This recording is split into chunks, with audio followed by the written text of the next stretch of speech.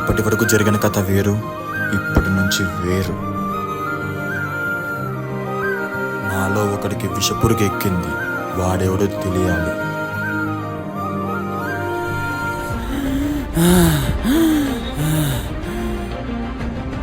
ఇప్పటి వరకు సాఫీగా సాగిపోయిన మా జీవితాల్లోకి శత్రుత్వం అడుగు పెట్టింది. దీనికంతా కారణం రెండు: డబ్బు, మత్తు.